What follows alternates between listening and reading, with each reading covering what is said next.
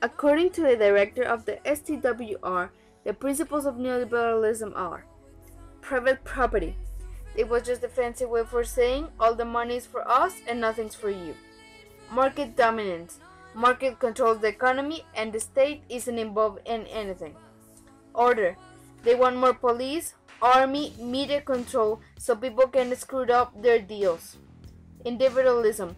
They just care about their self-interest and they don't care about the community. Liberty. They want more free commerce, more money, more deals. The 10 policies of the Washington Consensus are fiscal discipline. They were really strict by limiting the budget deficits. Public expenditure priorities. They wanted to switch into a pro-growth way. Tax reform. They amplified the tax base and cut the marginal tax rates. Financial liberalization. Interest rates should be market determined. Exchange rates. They should induce rapid growth in non-traditional export. Trade liberalization. They believe their trades should increase. Increasing foreign direct investment, FDI. They wanted to reduce their economic barriers. Privatization. State enterprises should be privatized. Deregulation. Eliminate regulations that impede the entry of new firms.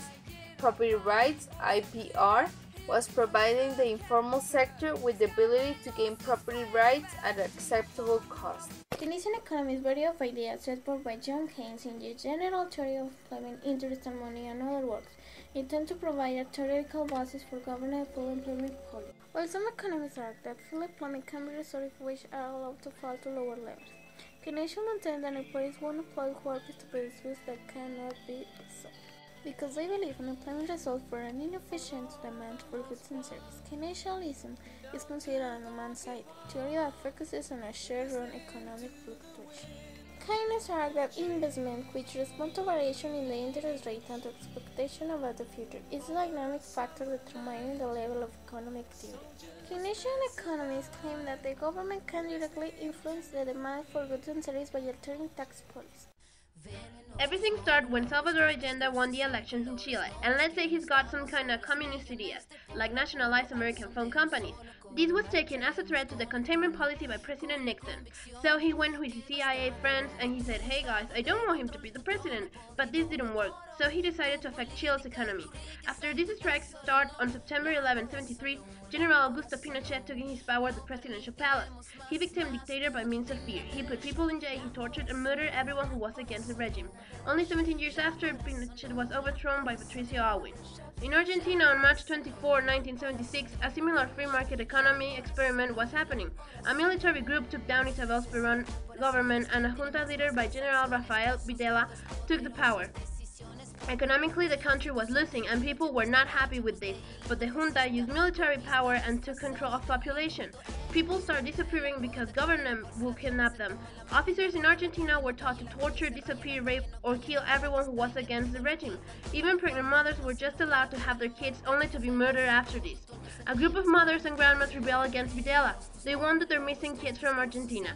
After this strike, Argentine people rise against Videla and sentence him to a life imprisonment. Shock doctrine. What's a shock doctrine? Well, according to Milton Friedman, it's the utility of crisis to create changes. But why does it create changes? Well, when that crisis occurs, the decisions that are taken depend on another ideas that are lying around. So, an economic shock who carries societies to accept pure reforms or regulated capitalism. Some countries that base their economy on the neoliberal model are like Chile, that have the privatization of more public services and low-intensity democracy in their government, or Mexico, in where we actually have personal freedom, private property, initiative, and private ownership firms.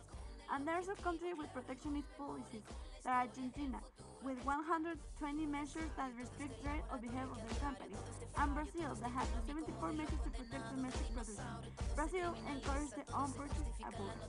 Todo se quita, todo se pisa, todo se ficha y clasifica. Pero tu política y tu táctica, tu típica risa y